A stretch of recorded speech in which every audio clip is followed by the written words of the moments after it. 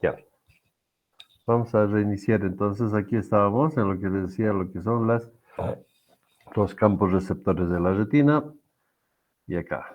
Solo para que se ubique un poquito, hemos visto la corriente oscura, hemos visto los tipos de células, ahorita vamos a profundizar en eso. Hemos visto un poquito las vías visuales y los campos receptivos. Inicialmente ya les he mostrado lo que es, que son, esto es lo mismo, otra manera de ver. Y aquí quedamos, ¿no? La anterior vez. Entonces, bueno, a continuación de esto que viene. Vamos a ver otras, bueno, realmente haré en resumen cómo funciona toda la retina. Es muy complicada, como ya habrán visto, pero muy interesante al mismo tiempo, ¿no? Entonces, veremos cómo funciona. Hay algunos conceptos previos que deberían saber, que se supone que lo saben, como por ejemplo lo que es la conducción electrotónica. Okay. ¿Han visto algo eso bueno, con los software de antes, cuando han visto tacto, todo eso, lo que es la conducción electrotónica, o al principio de clase? Dígame sí o no para que no les explique, y si no ya salte.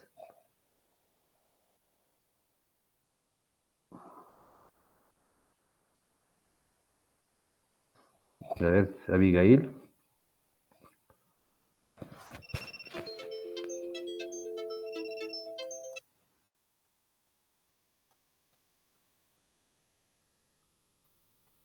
A ver, alguien dígame, ¿han visto eso o no?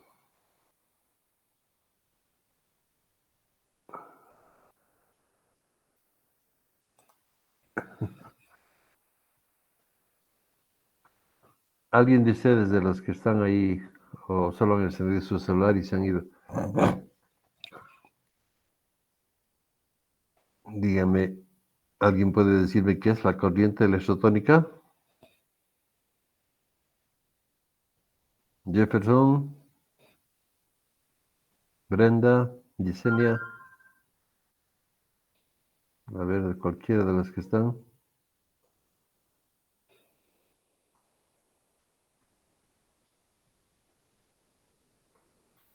Abigail,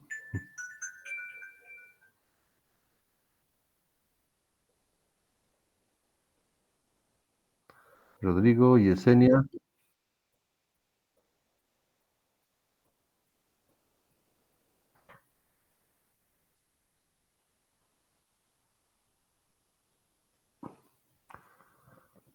¿Qué hacemos con ustedes, jóvenes? No dicen nada. No sé si están ahí o no están ahí, al final. No sé, doctor, estamos, doctor. No, tú tal vez estás, el resto no dicen nada. Bueno, por si acaso les voy a explicar. Voy a suponer que no saben esa parte, pero sí no dan muchas ganas de dar clases. Ya, la conducción es así. La conducción electrotónica se refiere a cuando hay un cambio de potencial de membrana por unos cuantos, ni siquiera milímetros, unas micras dentro de la misma célula, pero no hay potencial de acción. Como han visto los receptores, por ejemplo, con los bastones, bueno, ahí hay transducción. Pero las células bipolares, por ejemplo, no, son muy pequeñas, no necesitan potencial de acción, simplemente cambia su potencial, ¿no? Entonces, aquí tiene una definición, lo que es la conducción electrotónica es el flujo de corriente eléctrica en el citoplasma neuronal desde un punto de inicio hasta la terminación presináptica, o sea, muy pequeñito, pero sin que se genere potencial de acción. ¿Ok? Bien. Eh, como hay en los receptores, conos y bastones, son células que conducen electrotónicamente, entonces su conducción está, bueno, sobre todo las bipolares, no solo los receptores, también las bipolares, su conducción es proporcional a la intensidad de la señal luminosa. ¿Okay? La potencia de hiperpolarización, como dice aquí, de salida está relacionado al grado de iluminación, que es lo mismo. Y las únicas que utilizan potenciales de acción en todo este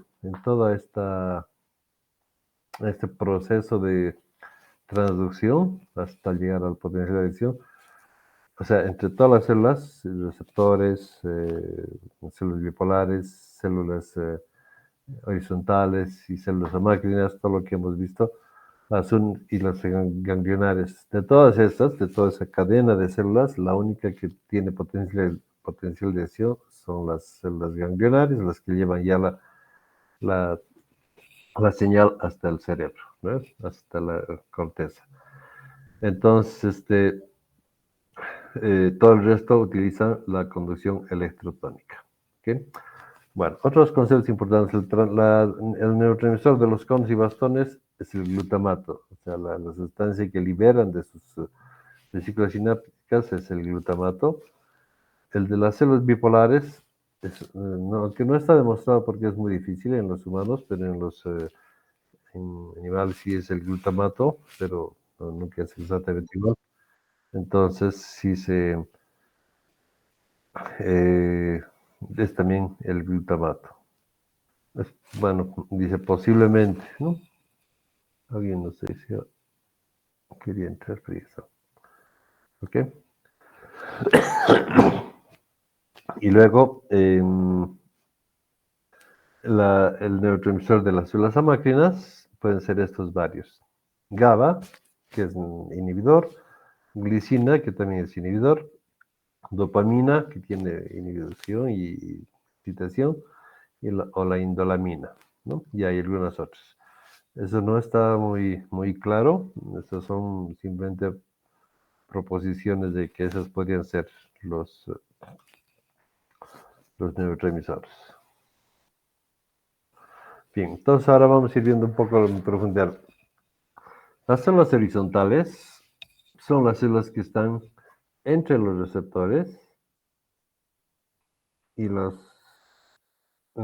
células bipolares, ¿no? Si se acuerdan, cuando hemos visto la estructura de la retina, hay una primera capa que es la palaxiforme externa.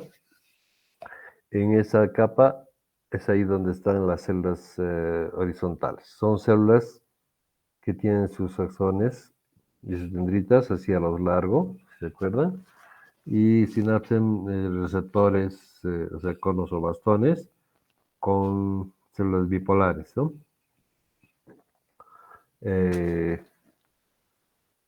en algunos casos llegan a hacer sinapsis también con las células ganglionares, pero principalmente están ahí. Y estas son parte de un fenómeno que se llama la inhibición lateral, que ya les hablé la anterior vez.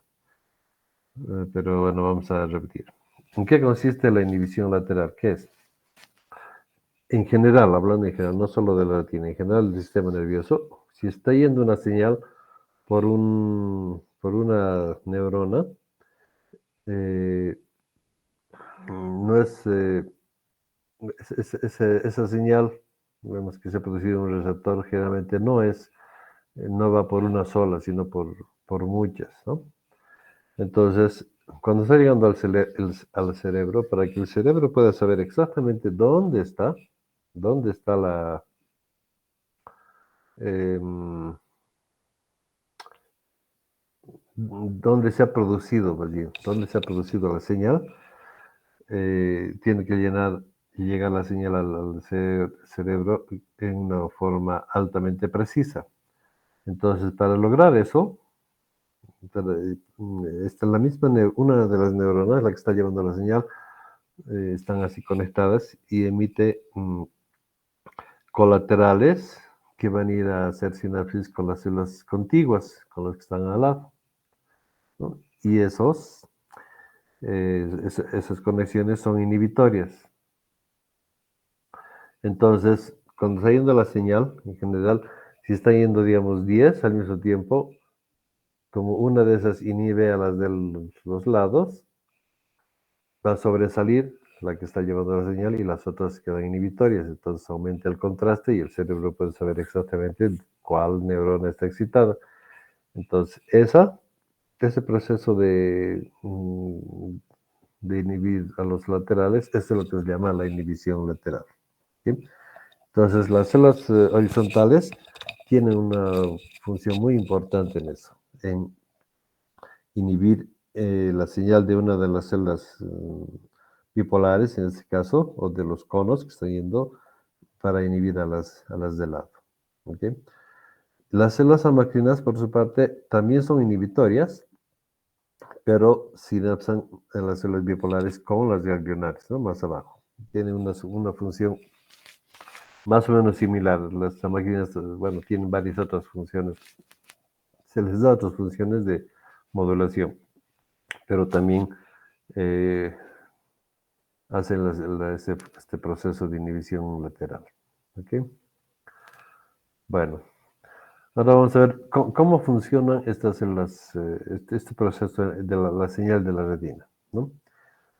Las respuestas de las células eh, mm, se proponen dos explicaciones a cómo funcionan las células. ¿Por qué la hiperpolarización de los receptores genera la señal? ¿Cómo se va esa señal hasta las células ganglionares? ¿No?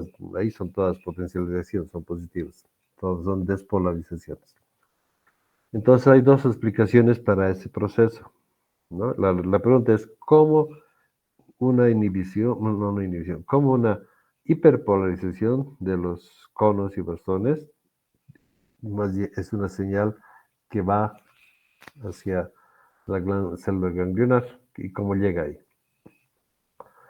Entonces, se habla que son así, dos tipos dos explicaciones. Una, que hay dos tipos de células bipolares, unas que responden con despolarización al glutamato y otras con hiperpolarización.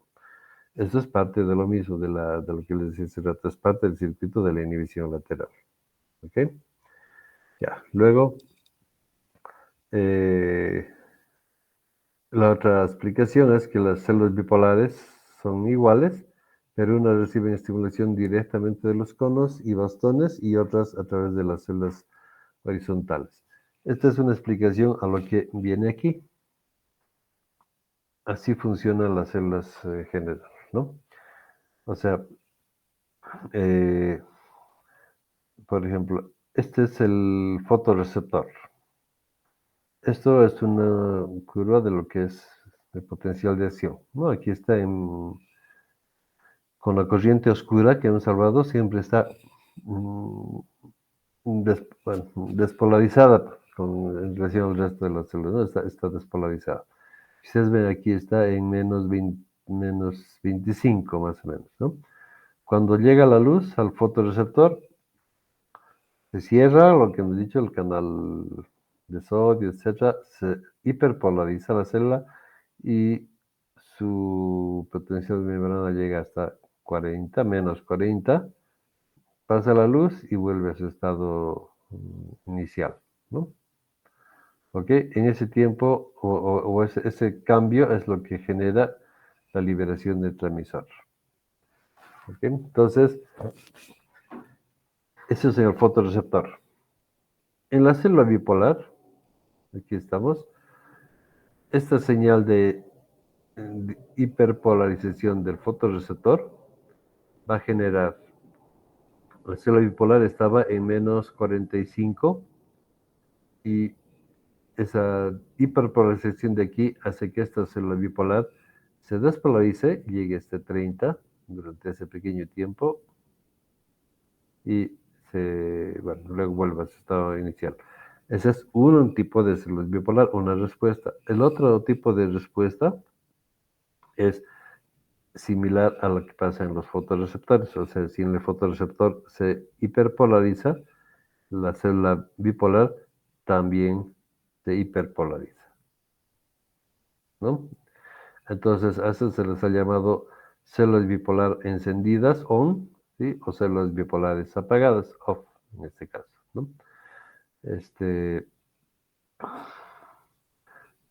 Entonces, podemos así resumir en dos vías, ¿no? Una vía en la que la señal de la sinapsis invierte, de ser hiperpolarización, se despolariza, y la otra en la que se conserva la señal.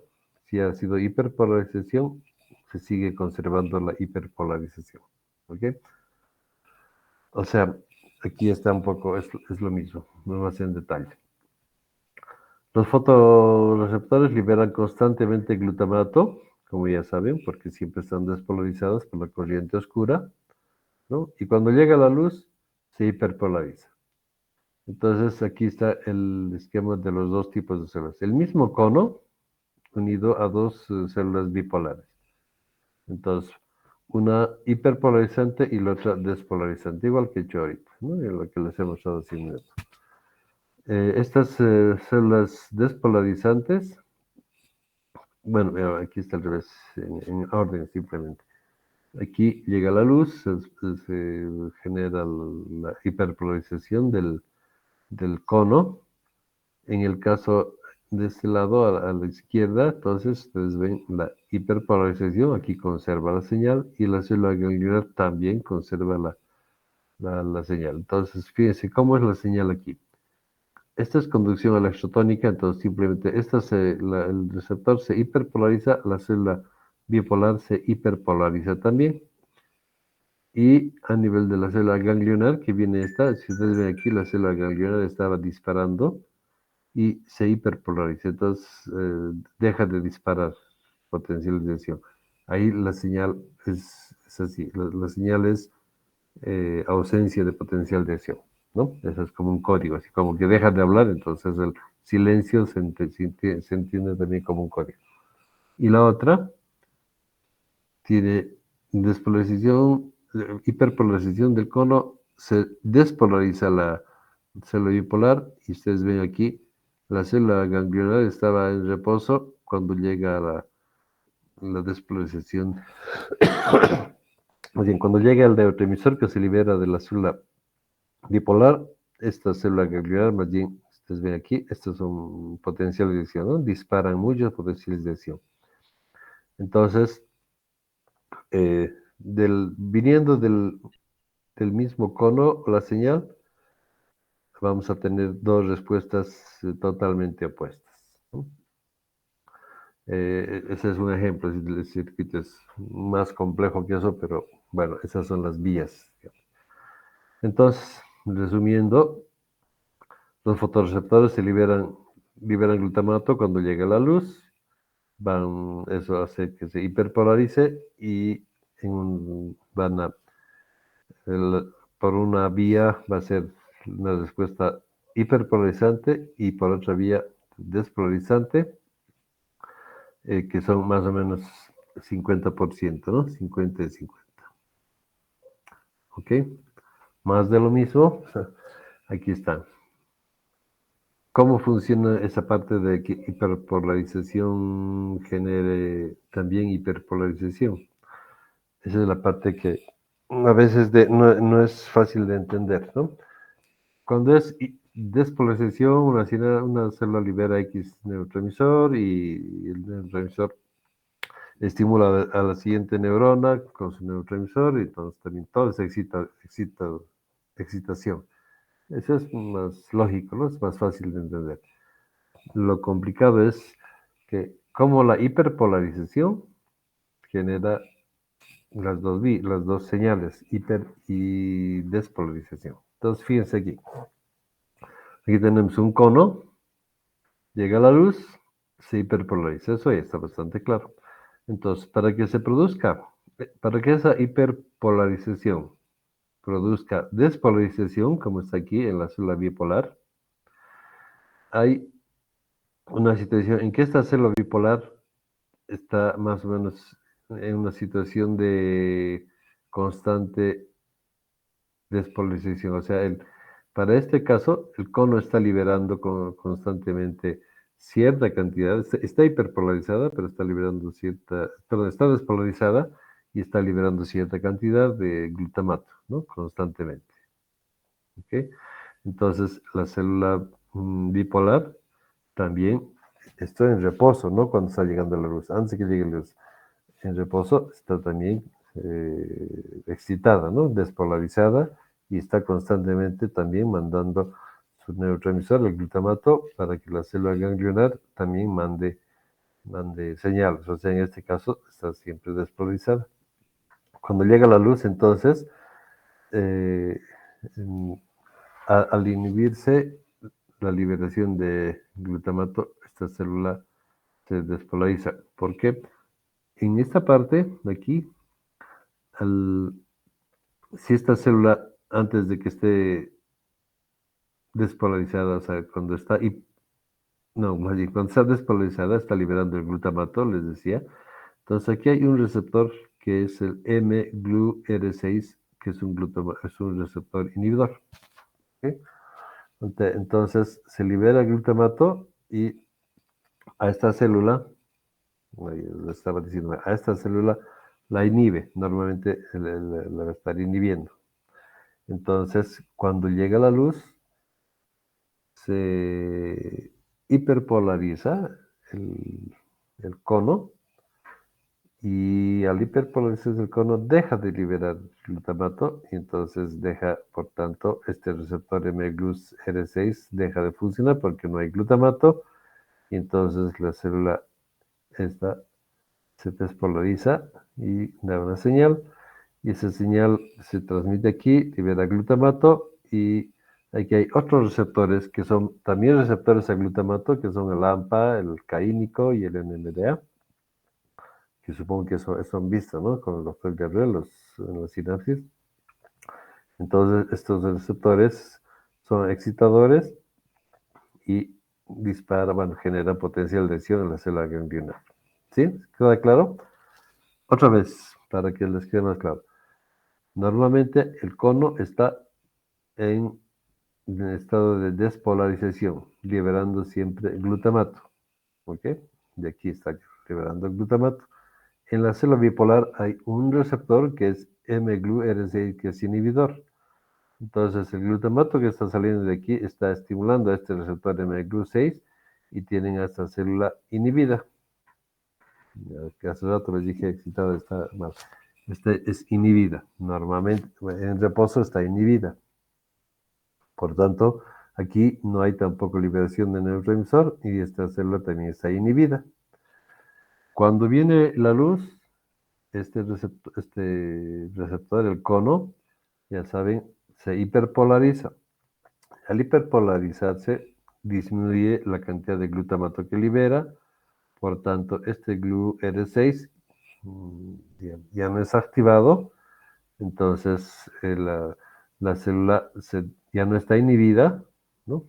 Se ha inhibido el inhibidor, digamos, y entonces esta célula bipolar se despolariza y al despolarizarse libera su glutamato y en los receptores AMPA, caínico y NMDA, eso hace que la célula ganglionar también se despolarice y dispare potenciales de acción.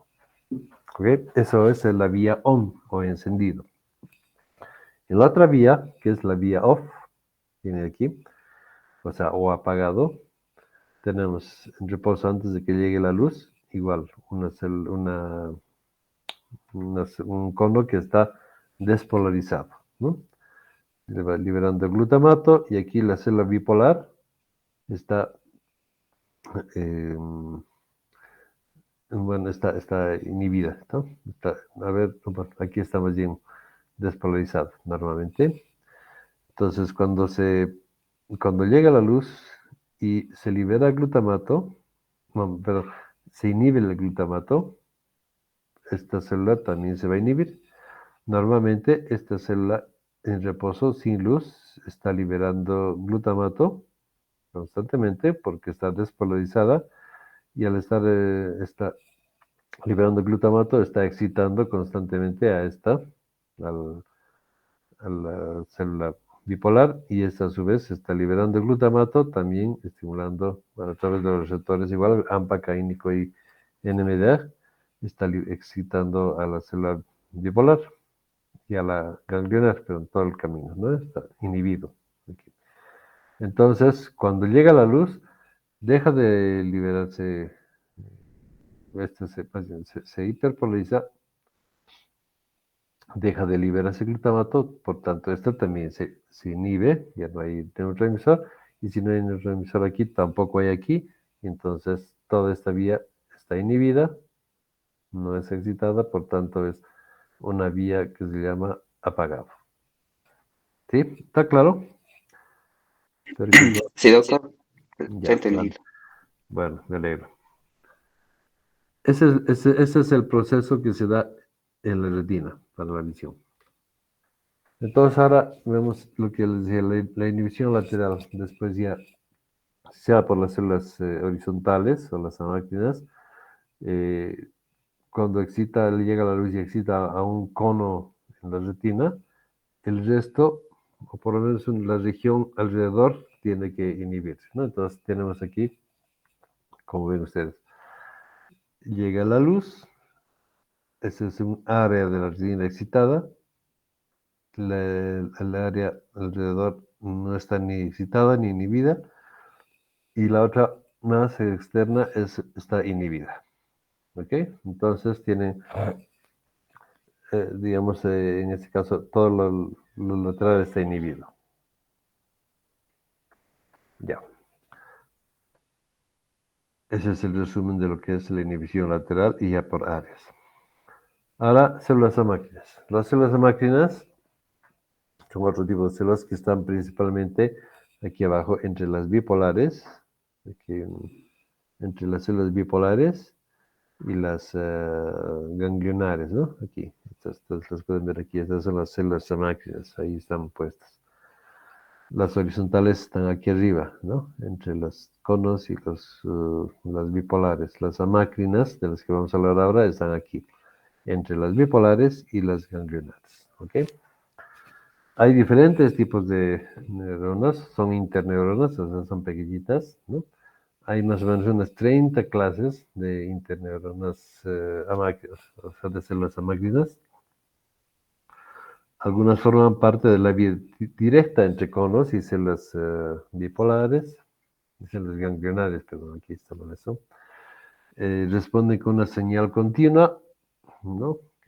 No es de milisegundos, tal vez de algunos, de unos 100 milisegundos, es continua, pero dura también poco, ¿no? Otros responden cuando la señal se extingue, otros responden cuando la señal se inicia y, bueno, algunas responden en un circuito, sí, algunas células que están, digamos, que son parte de un circuito que responden al movimiento, ¿no? Cuando pasa a través de la retina, etcétera, ¿no? Hay diferentes tipos. Entonces, mm, esa es una clasificación funcional, no es una clasificación histológica, ¿no? Es una clasificación funcional de diferentes formas de cómo responden las células amácrinas. Ok. Luego, las otras que vienen en el circuito son las células ganglionares. Entonces, como ya hemos visto, hay, hay dos tipos de circuitos, en realidad son el encendido y el apagado, pero como el campo receptivo grande es de las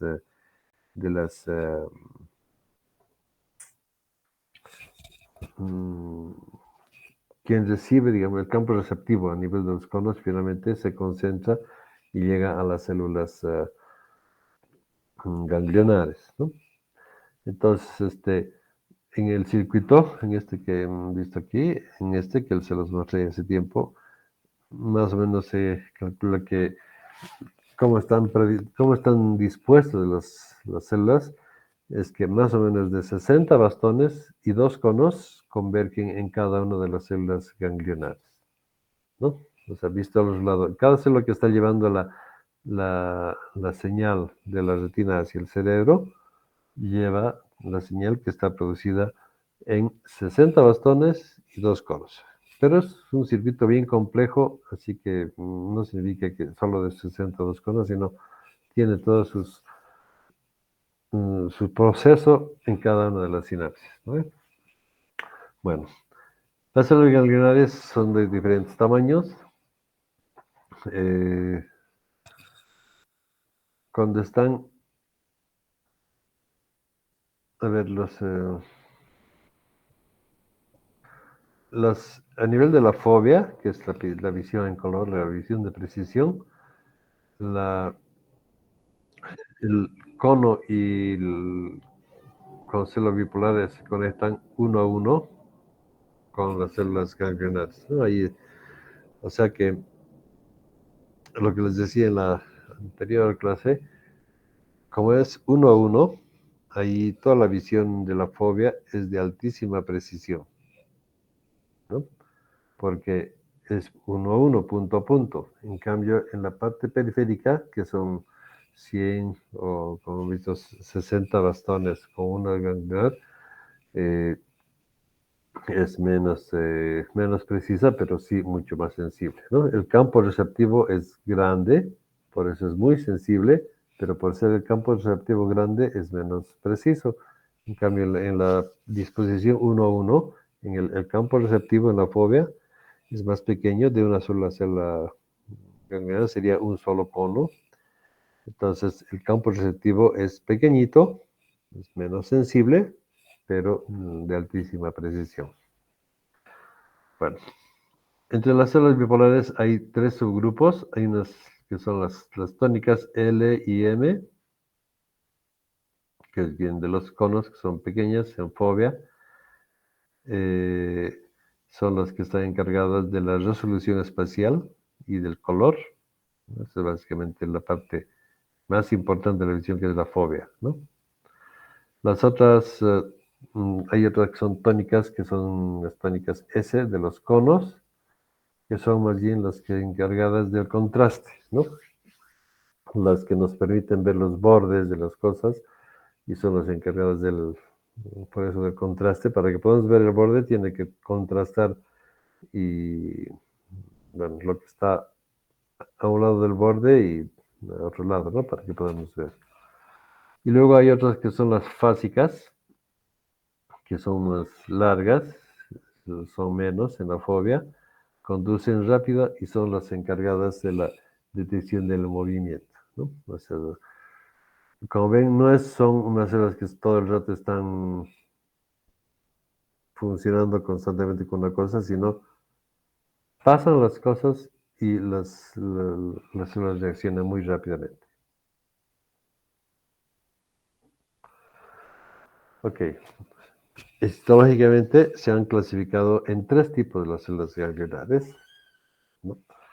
Las W, las X y las Y. Las W, 40% de todas las células ganglionares son W.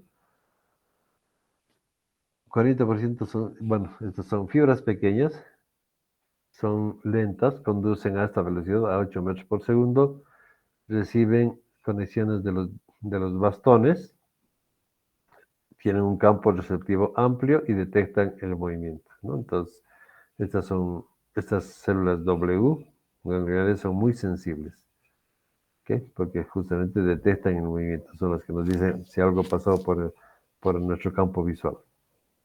Las X son más abundantes, el 55%, un diámetro intermedio, un poquito más gruesas, 10 a 15 micras.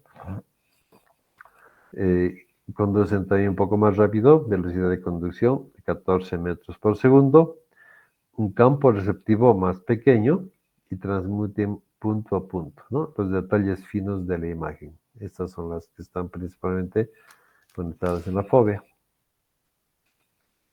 Y las células Y, que son pocas, solo un 5%, son más gruesas, tienen un diámetro de 35 micras, su velocidad de conducción es mayor, 55 metros por segundo, tienen un campo receptivo amplio también y responden a cambios rápidos de la imagen, al movimiento o a la intensidad. ¿Okay? ¿Cómo funcionan estas células ganglionares ahora? ¿No?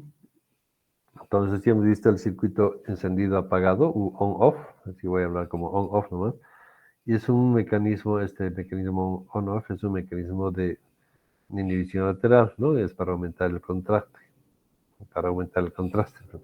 Está basado, como dice, en la inhibición lateral y en la disposición de las células, en esas dos situaciones. Entonces, bueno, a ver. Bueno, hay otras células ganglionares que son las de primates, las P y M, que son también las beta, que están, bueno, todas estas están hechas en primates, estudiadas en primates, ¿no? Las células P o beta se proyectan a las capas de las células parvocelulares en el núcleo geniculado, y las células M o las alfa se proyectan a la capa magnocelular del núcleo geniculado lateral, ¿no? Eso vamos a ver en la siguiente clase más detalle. Bueno, el campo receptivo, entonces, como ven ustedes, estos son campos receptivos de las células ganglionares. O sea, esto que les he mostrado al principio, ¿dónde está? Esto, estito, que esto es lo mismo que esto, ¿no? Esto que nunca he visto así de frente, este es el mismo corte. Eso mismo está aquí, ¿ok? A eso se refiere. Entonces, tiene una parte que es área encendido, área apagado. ¿Ok? Entonces, en el circuito de la célula ganglionar encendido, tenemos aquí, cuando llega luz al centro, a la parte que es encendido, como ustedes ven aquí, la célula está siempre disparando potencial de acción a una frecuencia regular. Cuando llega el encendido, dispara mucho, ¿no? Dispara, aumenta mucho la frecuencia de disparo. ¿Ok? En cambio, en la célula centro apagado, tendría que ser aquí, tenemos la misma disposición, pero cuando llega la luz ahí, más bien se apaga. Está igual, con un ritmo regular de disparo. Cuando llega la luz al centro, disminuye la frecuencia de potenciales de acción.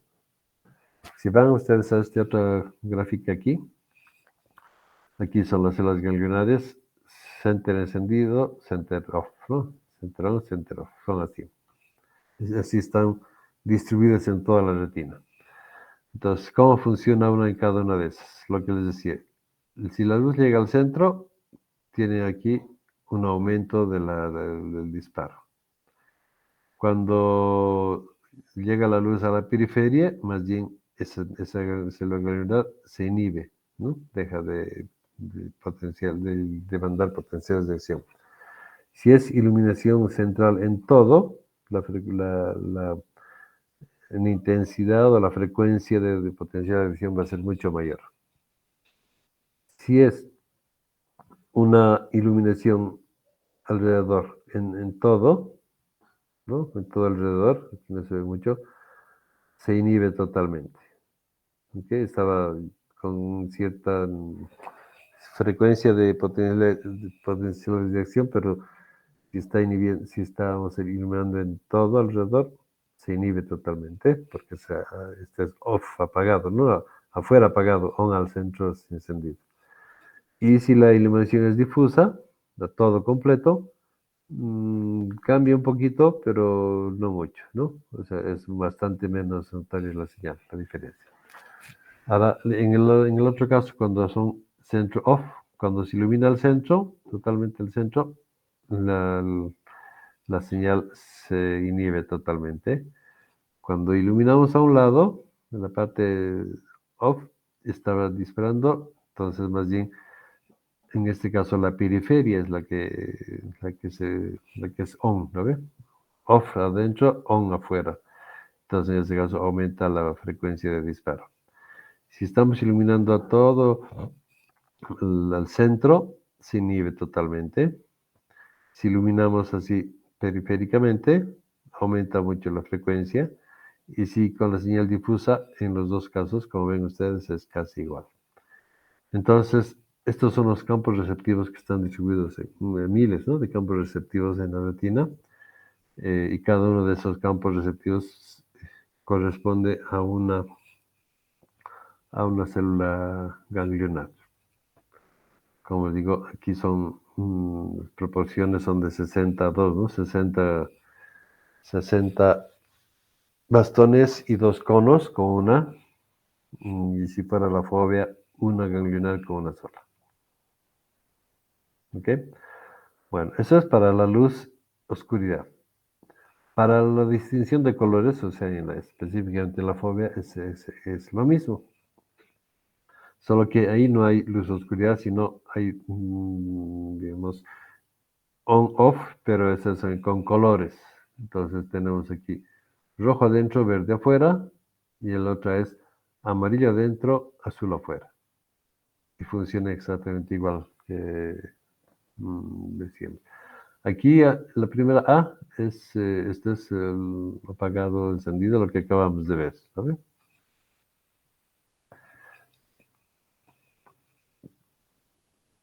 Aquí es eh, sería un campo receptivo, rojo, centro rojo diríamos, verde fuera. Entonces, si la luz llega aquí al centro, lo del rojo, y digamos con luz roja, aumenta la frecuencia de disparo. Si aquí le ponemos verde, se inhibe. Si ponemos luz roja aquí en la periferia, más bien este se inhibe, y si ponemos luz verde en la periferia, este se excita. ¿Ok? Ese es el campo visual de los celos ganglionares, centro rojo fuera verde. Y lo mismo en el caso de las azules y amarillas.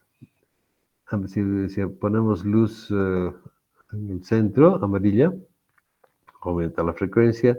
Si ponemos luz amarilla afuera, se inhibe. Si ponemos luz azul en el centro, se inhibe. Si ponemos luz azul afuera, aumenta la potencialización. ¿Ok? Eso traducido en una gráfica, como ven ustedes aquí, es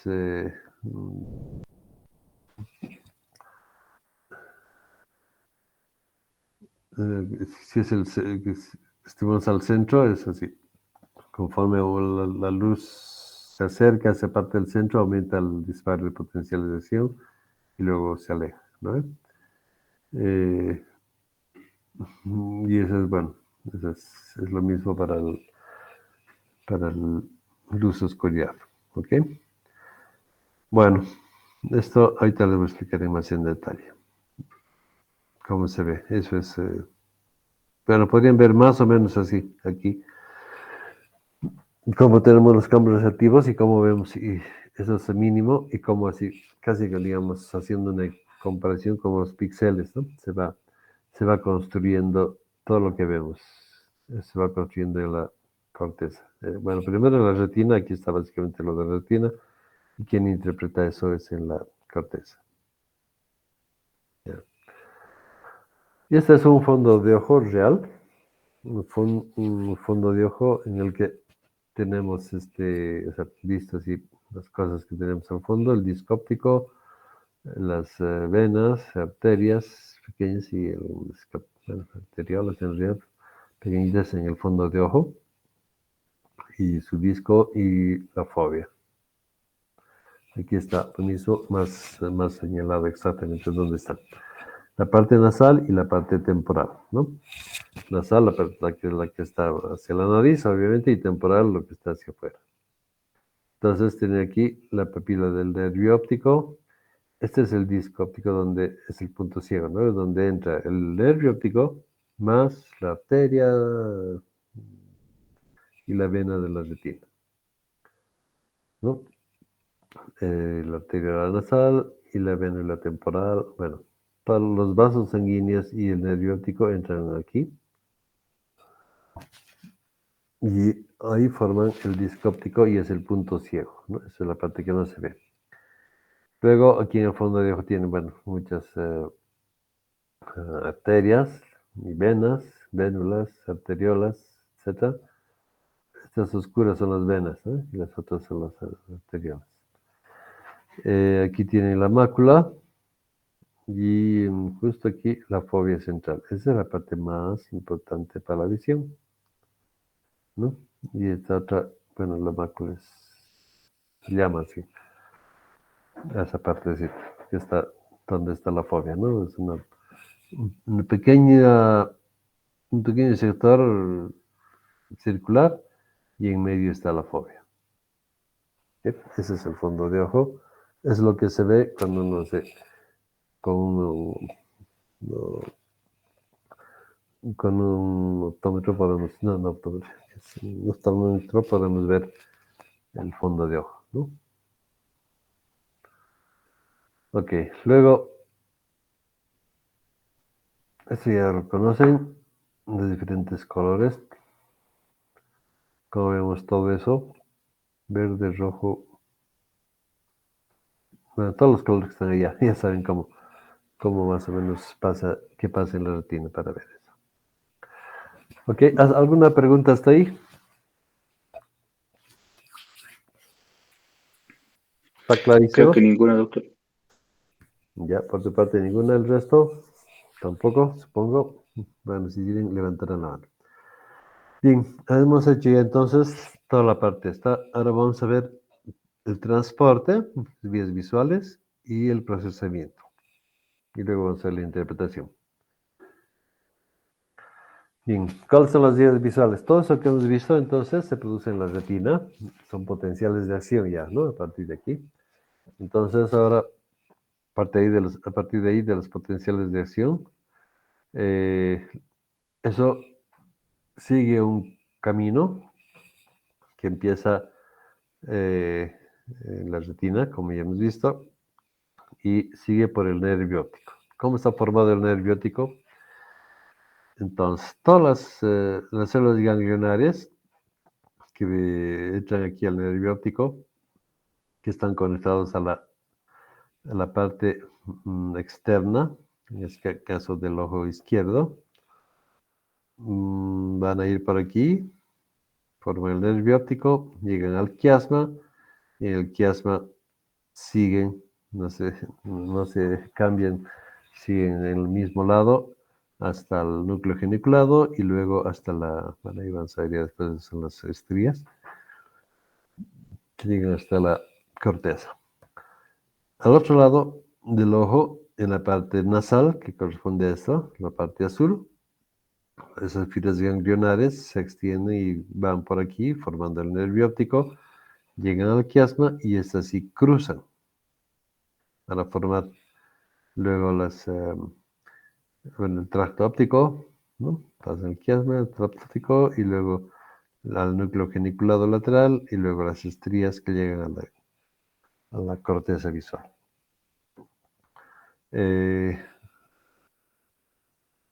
Lo mismo pasa en el ojo derecho.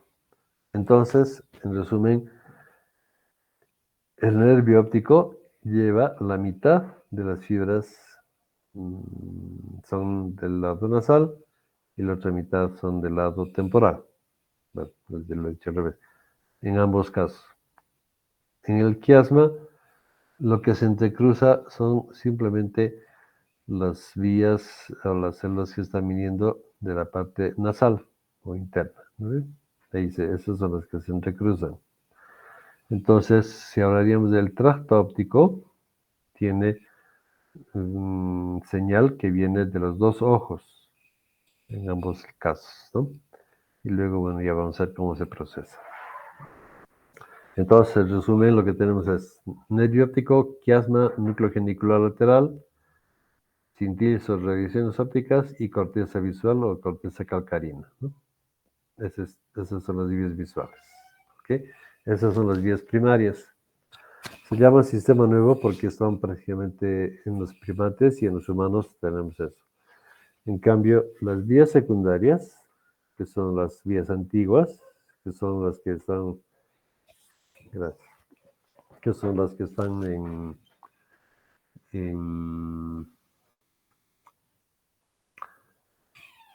evolutivamente vienen de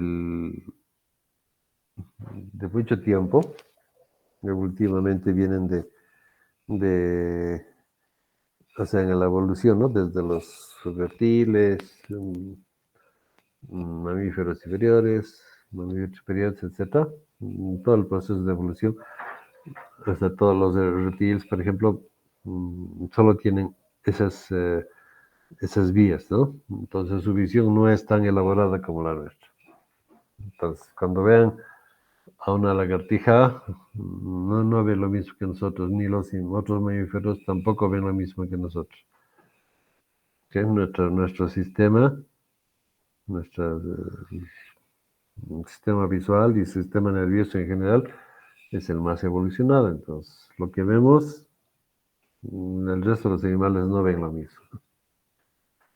Bueno, estas vías secundarias hay algunas cintillas que van del núcleo supraquiasmático o al núcleo más bien supraquiasmático del hipotálamo, que supuestamente hay unas células especiales que recién se han descrito, que son las,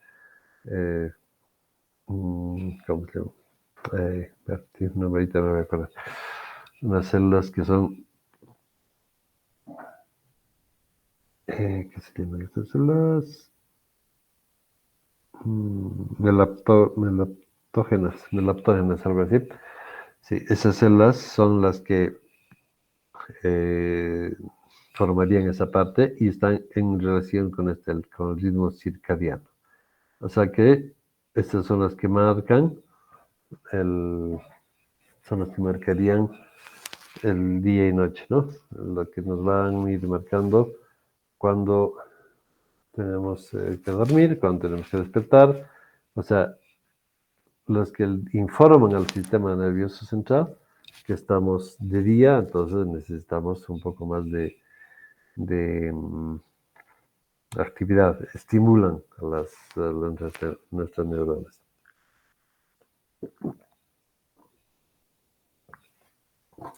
¿Ok? Ese es el ritmo circadiano, los que nos marcan día y noche. Cuando llega la noche, estas células funcionan, dicen al cerebro, ya es hora de dormir, y entonces van apagando. Eso van a ver después cuando vean corteza, ¿no? Pero más o menos esa es la función. Ok. Luego, esta otra vía secundaria también llega a los núcleos pretectales, que están en el mesencéfalo, la parte más superior. Son la parte que corresponde a los reflejos pupilares, ¿no? Son los que nos permiten enfocar la imagen y aumentar, disminuir la entrada de luz. Son parte de la vía simpática en realidad, ¿no? Simpática para simpática, un sistema nervioso autónomo. ¿Ok?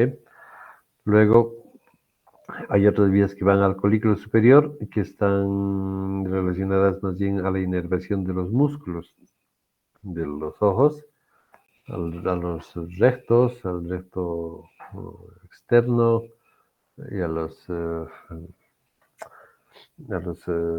oblicuos, etc. ¿No? Todos los músculos que tiene el ojo. Esa parte no les he dado porque no está en el libro, pero sí tendrían que saberla ustedes. Bueno, para el siguiente lo voy a añadir, vamos a hablar algo de eso.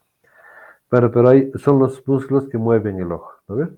Que están inervados por los pares craneales, ¿no? Principalmente el 3, 4 y el 6. Bueno, esos llegan al colículo superior y son donde se procesa el movimiento de los ojos, ¿no? Para ver arriba, abajo, a los lados. Luego hay otras filas que van al núcleo geniculado lateral ventral, que está más en relación con las funciones conductuales, ¿no?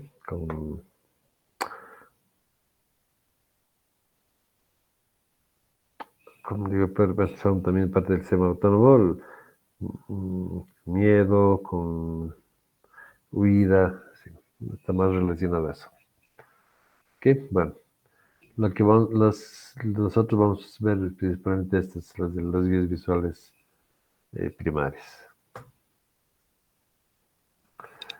Si ustedes ven aquí está como más o menos se alcanza, cómo se ve, ¿no? Entonces tiene aquí un dado enfrente.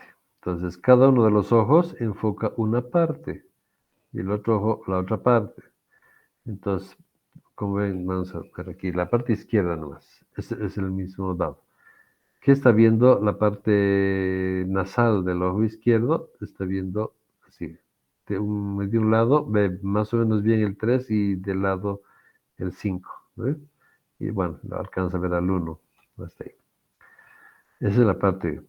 La parte em, temporal está viendo, ustedes ven hacia aquí, más bien hacia esta parte, ¿no? Un poco el 3 también, más de frente es el 3, ¿no? Y bueno, luego ver también el 5. Pero eso se va a combinar con este otro, con la visión nasal del otro ojo para alcanzar a ver.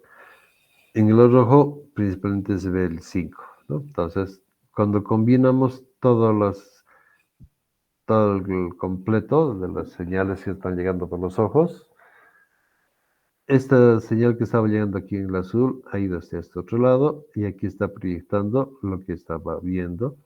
Y esta otra señal azul, o sea, la nasal, está viendo aquí, ha cruzado hasta el otro lado. Al final, la combinación de todo lo que ven, tanto la parte nasal como la parte temporal de cada uno de los ojos, que cruza hasta el otro lado, en la corteza se representa el dado completo, ¿no? Eso es más o menos. Bueno, aquí faltaría meter la parte que es inversa, ¿no? En realidad está invertido. Pero bueno, en el dado es difícil invertirlo. Se hace más complicado, pero sabe que lo que vemos se proyecta inversamente en la retina y el cerebro le vuelve a dar la vuelta, ¿no? Entonces, si vemos algo diferente, en la retina estaría al revés, pero ya el cerebro la corrige y la pone en su lugar, como debe ser. ¿Está claro hasta ahí? Sí, Bien. doctor. Y con esto acabamos. Entonces, en estas vías, en la vía principal, la primaria, lo muy importante es esto aquí del núcleo geniculado lateral. ¿Cómo están distribuidas las fibras ahí? Entonces, el núcleo, bueno, como han visto, la parte temporal y nasal, la temporal llega primero al núcleo geniculado y va a mandar fibras a cada una de las capas. El núcleo geniculado tiene 6 capas también, como ven. Eh, entonces, la parte temporal va a mandar fibras a la ipsitemporal, a la ipsilateral, hacia el mismo lado, y la nasal del otro va a llegar también ahí. Entonces, ahí es el segundo paso de procesamiento de la señal. Entonces, este núcleo geniculado tiene las 6 capas. Las de las manos celulares son las 1 y 2, que en realidad son las que decían de los primates que llegan las células M, ¿no? Las células M que son más grandes. Aquí llegan las fibras Y rápidas y pocas. Entonces, a la 1 y 2, ¿no? La capa magnocelular. Y las otras 4 capas se llaman las parvocelulares, que son vienen de las fibras P también. Y llegan a la capa 3, 4, 5 y 6, ¿no? Esas son las 4 capas. De ahí llegan las fibras X. ¿Ok? Entonces ustedes ven aquí, está llegando aquí, aquí y aquí. Y del otro lado llega a la 6, a la 4 y a la 1. Bueno, pero histológicamente en el núcleo geniculado tenemos esas capas cuáles y qué células tenemos, ¿no? Ustedes ven aquí abajo en la figura, eso es un corte histológico real de las capas magnocelulares, capa 1, capa 2, luego capa 3, 4, 5, 6, las parvocélulas. Ese es el núcleo geniculado lateral. Bueno, entonces el núcleo geniculado recibe fibras de la retina temporal del mismo lado a las capas 2, 3 y 5. Como ven aquí, las anaranjadas, ¿no? Igual al otro lado, 3, 2, 3 y 5. Y de la retina del otro lado, con la contralateral, a las capas 1, 2 y 6 de la contralateral. O sea, de la temporal recibe ahí y de la nasal recibe aquí, ¿no? A la 1, a la 4 y a la 6. Aquí hay un error, aquí dice 2, está mal, no son 4, son solo 4. ¿Ok? Bueno, necesito está en el dibujo, está en el libro, está sin error, ¿no? Entonces, ¿qué hacen estos núcleos? Estas dos funciones. Procesan y transmiten información a la corteza, o sea, llega primero aquí, como un segundo tratamiento. El primer procesamiento se da en la retina, y el segundo en el núcleo geniculado lateral, en el tercero en la corteza visual primaria, y el cuarto en la corteza visual secundaria y la de asociación. O sea, es lo más complejo ahí. Bueno, ¿qué hace este núcleo? Procesa y transmite la información y regula la cantidad de señal visual, ¿no? Entonces es una especie de filtro. Y de ahí hay unas fibras que son las corticofugas de corteza que van al núcleo geniculado lateral hasta la corteza, y otras fibras que van, las fibras reticulares del mesencéfalo, que también llegan ahí. Las fibras reticulares del mesencéfalo que están más en relación, supongo, con las otras, lo que hemos visto con las vías secundarias, ¿no? Antiguas. Bueno, aquí a nivel, la señal a nivel